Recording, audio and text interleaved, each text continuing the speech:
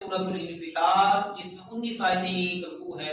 آیت نمبر 1 میں ارشاد فرمایا اذا السماء انفطرت، جب آسمان پھٹ جائے گا۔ اس حال کو اللہ وحدہ لا شریک نے ذکر فرمایا کہ قیامت کا دن ایسا ہے جس میں تم آسمان دیکھ رہے ہو، وہ آسمان پھٹ جائے گا۔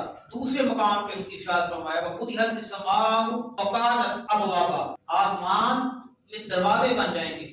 اور تیسرے مقام پہ فرمایا وکانت وردتن کالدہان، یہ آسمان جب پھٹ جائے گا یہ سرخ ہوگا اور ایسا دیکھنے والا گمان کرے گا جیسے سرخ رنگ کا چمڑا ہوتا ہے۔ تو ایک اور مقام پہ قرآن نے ارشاد فرمایا کہ جب آسمان پھٹ جائے گا تو یہ اپنے بادل سمیت پھٹے گا۔ تو آج یہ ہے کہ جب قیامت برپا ہوگی آسمان دنیا جو ہے وہ پھٹ پڑے گا، اس میں شگاف پیدا ہو جائیں گے، دروازے بن جائیں گے، اور اس کا حال جو ہے وہ میں نے قرآن پاک کی روشنی میں آپ کے سامنے پیش کر دیا۔ وَإِذَا الْكَوَاكِبُ انتَثَرَتْ، اور جب آسمان دنیا کے ستارے جو ہیں وہ جڑ جائیں گے۔ ستارے کیوں جڑیں گے؟ جب قیامت برپا ہو جائے گی تو اس سے رہنمائی دینے والا کوئی نہیں ہوگا، تو اب اس کا فائدہ نہیں ہوگا۔ آسمان دنیا کو اللہ تعالیٰ نے زینت بخشی ہے ستاروں کے ذریعے سے، جب آسمان ہی نہیں ہوگا تو زینت کی چیزوں کا کیا فائدہ؟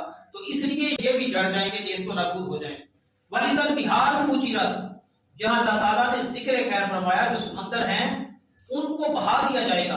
سمندروں کا جو پانی ہے تفاسیر کے اندر آتا ہے کہ یہ سمندر کا پانی ایک جگہ جمع ہو جائے گا، گرم لاوا بن جائے گا۔ یہ جب لاوا بن جائے گا یہ جو اپنی حالت پکڑے گا یہ ایک زلزلے کی شکل بن جائے گی۔ وَإِذَا الْقُبُورُ بُعْثِرَتْ، اور آگے ارشاد فرمایا جب قبروں کو شق کر دیا جائے گا، زمین اپنے مردوں کو باہر نکال دے گی، تو جتنے لوگ دنیا سے جا چکے ہوں گے وہ سارے کے سارے باہر نکال دیے جائیں گے، زمین ان کو باہر کر دے گی، تو زمین اپنے خزانے جو ہے وہ بھی اگل دے گی، زمین کے اندر جو ہے وہ سارے کا سارا باہر آ جائے گا۔ تو یہاں باہر اللہ تعالیٰ نے ذکر فرمایا ہے کہ جو قبور ہیں، قبریں جو ہیں وہ شق کر دی جائیں گی، اور جو نیچے کی زمین کے اندر جو بھی چھپا ہوگا وہ ظاہر ہو جائے گا۔ عالمت نفس ما قدمت واخرت، ہر جان جو ہے، ہر شخص جو ہے وہ جان لے گا اس نے کون سا عمل کیا تھا۔ قدمت کہتے ہیں جو وہ کر چکا ہوگا اس کو بھی دیکھے گا، وہ اخرت اس کو کہتے ہیں جو اس کے بعد اس نے دین میں خرافات نکالی، ایسے کام نکالے گا کہ میرے اس طریقے کو کن لوگوں نے اپنایا ہے۔ تو اس لیے یہاں اللہ وحدہ لا شریک نے ارشاد فرمایا جو وہ کر گزرا ہوگا وہ بھی دیکھے گا، جو بعد والا ہوگا اس کو بھی دیکھے گا۔ تو بعد والوں سے مراد یہی ہے کہ جو اس نے زندگی میں کام کیے، جو دین میں ایسے طریقے نکال دیے جو نہیں تھے لیکن بعد والے کرتے رہے، اس دن پتہ چلے گا کہ یہ طریقے تو نے ایجاد کیے تھے، یہ طریقے تو اچھے نہیں تھے، باہر کیف یہ برے طریقے تھے، اب تو ان کو بھی دیکھتا چلا جا۔ تو یہ چیزیں ساری کی ساری انسان کو دکھلائی جائیں گی اور دکھلا کر اس پر واضح کر دیا جائے گا۔ اس کے بعد خالق کائنات ارشاد فرماتا ہے یا ایھا الانسان ما غرک بربک الکریم، اے انسان تجھے کس چیز نے دھوکے میں ڈال دیا اس رب کریم کے بارے میں۔ اس آیت کے اندر رب کے ساتھ کریم کا لفظ جڑا ہوا ہے، کریم اللہ تعالیٰ کی صفت ہے، تو جب رب کے ساتھ کریم جڑا ہوا ہے تو انسان اسی وجہ سے دھوکا کھا جاتا ہے۔ تو وہ تو بڑا کرم فرمانے والا ہے، گناہ ہو جاتے ہیں کوئی بات نہیں، اس نے تو مجھے معاف کر دینا ہے، وہ تو بڑا کرم فرمانے والا ہے، کرم کے خزانے لٹانے والا ہے۔ تو اس وجہ سے یہاں کریم کا لفظ جو انسان نے سمجھا یہ عزت بن جائے گا، وجہ بن جائے گا انسان کے گناہ کرنے کی، کہ وہ تو بڑا کریم ہے، وہ تو بڑا کرم فرمانے والا ہے، اس نے مجھے جہنم میں ڈال کے کیا کرنا ہے۔ تو ایسا جب اس کے ذہن میں آتا ہے یہ بات حقیقت ہے کہ اللہ تعالیٰ بہت قریب ہے، 70 ماؤں سے زیادہ محبت کرنے والا ہے، لیکن اگر اس کے کرم کو ہی دیکھتے چلے جائیں گے تو کون ایسا شخص ہے جو اس کی اطاعت کرے گا، کون ایسا شخص ہے جو اس کی عبادت کرے گا۔ تو یہ اطاعت کرنا اور عبادت کرنا اس وجہ سے وہ دور ہوتا چلا گیا کہ وہ تو بڑا کرم فرمانے والا ہے، اس نے تو مجھے معاف فرما دینا ہے۔ تو یہ چیزیں اس کے ذہن میں بیٹھ گئی، اس وجہ سے وہ نیکی کے راستے سے دور ہوتا چلا گیا۔ تو بندہ جب تک اطاعت کرتا ہے، اللہ تعالیٰ کی عبادت کرتا ہے، تو اللہ وحدہ لا شریک اس کو راہ راست پہ لگا دیتا ہے۔ جیسے ہی وہ یہ دونوں چیزیں چھوڑ دیتا ہے، اللہ تعالیٰ کی اطاعت نہیں کرے گا، حضور اکرم صلی اللہ علیہ وآلہ وسلم کی اطاعت نہیں کرے گا، تو گمراہی اس کا پھر مقدر بن جاتی ہے۔ یہاں اللہ تعالیٰ نے انسان کا ذکر فرمایا ہے، مومن کا ذکر نہیں فرمایا۔ الذی خلقک فسواک، الذی وہ جو ذات ہے خلقک جس نے تجھے پیدا فرمایا ہے۔ کہ انسان ذرا غور کر تو صحیح، کن مراحل سے گزار کر تو باپ کی پشت میں ایک نطفہ تھا، پھر تو ماں کے رحم میں آ گیا، تو میں نے تجھے جمع ہوا لوثقہ کر دیا، پھر اس کے بعد میں نے تجھے گوشت بنا دیا، اس کے بعد میں نے تیرا وجود بنایا، تجھے ہڈیوں کا ڈھانچہ عطا کیا، پھر ایک وقت آیا تیرے اندر سنگ کی جو روح ہے وہ پھونک دی۔ تو یہ دیکھیں سارے مراحل جو ہیں الذی خلقک فسواک، فسواک کا ہے، یہاں اللہ وحدہ لا شریک نے ذکر فرمایا کہ میں نے تجھے ٹھیک ٹھیک بنایا، میں نے تجھے بڑے احسن طریقے کے ساتھ بنایا، فعدلک، ایسے متناسب جگہ رکھے، ایسے اللہ وحدہ لا شریک، جہاں اللہ تعالیٰ نے چاہا کہ اس کی آنکھیں ہونی چاہیے، منہ کدھر ہونا چاہیے، اس کے ہاتھ کہاں ہونے چاہیے، اس کے پیر کہاں ہونے چاہیے. تو یہ دیکھیں کہ اگر یہی چیزیں الٹ ہو جاتی تو پھر انسان اور جنوں میں فرق نہ رہتا. تو اللہ وحدہ لا شریک نے دوسرے مقام پہ ارشاد فرمایا لقد خلقنا الانسان فی احسن تقویم، بے شک ہم نے جو انسان کو بنایا ہے اعلیٰ ساخت پر پیدا فرمایا. اگر عبادت کروانا ہی مقصود ہوتا پھر اللہ کے فرشتے کافی تھے، لیکن انسان کو بنایا، پھر آزمائش میں ڈالا. میں تجھے اولاد دے کر آزماؤں گا، میں تجھے پیسے دے کر آزماؤں گا، دیکھنا چاہتا ہوں کہ تم میں کون ایسا ہے جو احسن عمل کرتا ہے.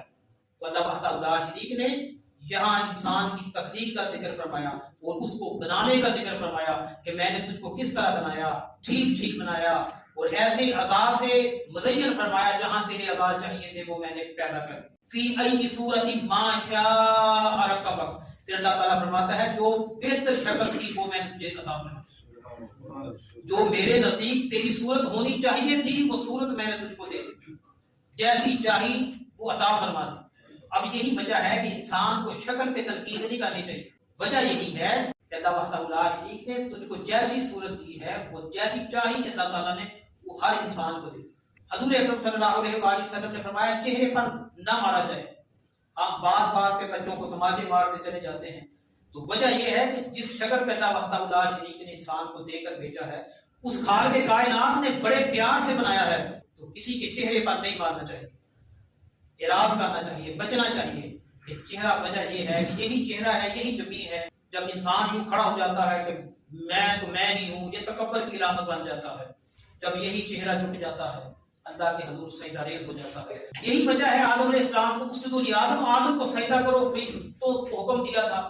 جس نے انکار کیا ابا واستکبر، تکبر کی وجہ سے، وکان من الکافرین، اور وہ کافروں میں سے ہو گیا، تو ہمیشہ کے لیے لعین کا توپ اس کے گلے میں ڈال دیا گیا. کلا بل تکذبون بالدین، ہرگز نہیں بلکہ تکذبون، جھٹلاتے ہو تم بالدین، بدلے کے دن کو، روز جزا کے دن کو، جس دن فیصلہ ہونا ہے، حساب و کتاب ہونا ہے. تو وہ جو دن ہے وہ تمہارے جھٹلانے سے جھٹلایا نہیں جا سکتا. وجہ یہ ہے کہ وہ دن تو آنا ہی آنا ہے، ایک دن خالق کائنات کے سامنے حساب و کتاب ہونا ہے اور تمہیں اللہ تعالیٰ کی بارگاہ اقدس پہ حاضر کر دیا جائے گا. وَإِنَّ عَلَيْكُمْ لَحَافِظِينَ، اور بے شک تمہارے اوپر نگران ہیں، محافظ ہیں، جو ڈیوٹیاں دے رہے ہیں وہ دیکھتے ہیں کہ ہر بندے پر اللہ وحدہ لا شریک نے محافظ مقرر کر رکھے ہیں.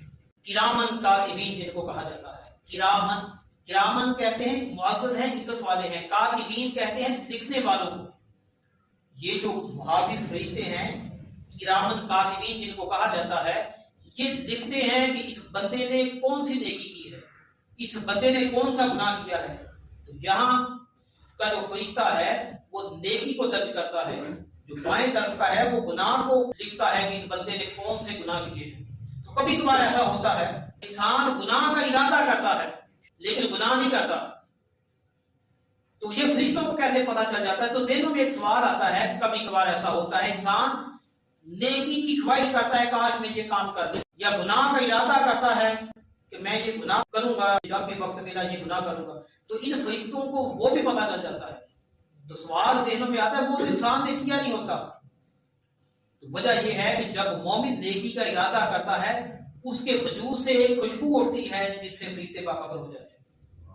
تو جب گناہ کرنے والا گناہ کا ارادہ کرتا ہے وہاں سے بدبو اٹھتی ہے جس کی وجہ سے فرشتے کو پتا چل جاتا ہے کہ اس کے ارادے اچھے نہیں ہیں. جیسے کوئی گھر سے نکلتا ہے بازو ٹانگ رہا ہو تو پتا چل جاتا ہے یہ کسی لڑائی جھگڑے کا موڈ بنا کے بیٹھا، تو دور سے پتا چل جاتا ہے. پتا چل جاتا ہے کوئی ٹوپی پہن کے بابو آ رہا ہو تو پتا چل جاتا ہے یہ اللہ کے گھر کی طرف آ رہا، تو وہ لڑنے کی طرف جا رہا ہے. تو اس طرح فرشتے باخبر ہو جاتے ہیں. تو 3 مقام ایسے ہیں جہاں پہ فرشتے جو ہیں وہ بھی بندوں سے شرماتے ہیں. تو بندوں کو بھی چاہیے کہ حیا کریں. جب انسان اپنی بیوی کے پاس جاتا ہے تو یہ فرشتے بندوں سے حیا فرماتے ہیں. جب یہ بے لباس ہو جاتا ہے، جب یہ غسل کرنے لگ جاتا ہے، بیت الخلاء کی طرف چلا جاتا ہے، تو 3 مقام ہیں ان پہ آ کے جو فرشتے ہیں بندوں سے حیا فرماتے ہیں. تو بندوں کو بھی چاہیے کہ فرشتوں سے حیا فرمائیں. حدیث پاک میں نے آپ کے سامنے بیان فرمایا. بعض اوقات ایسا ہوتا ہے وقت کی قلت ہوتی ہے مفہوم بیان کر دیا جاتا ہے. یہ 3 مقام ہیں جن پہ یہ فرشتے بندوں سے حیا فرماتے ہیں. یعلمون ما تفعلون، جو تم کرتے ہو وہ جانتے ہیں، اس سے باخبر ہیں۔ تو باخبر کیسے ہیں کہ میں نے آپ کے سامنے وضاحت کر دی۔ کوشش کرتا ہوں کہ یہ بات جو ہے اس سے جو اگلا بات ہے وہ مختلف آپ کو ملے۔ اللہ تعالیٰ میری اور آپ کے سننے کی توفیق ہو۔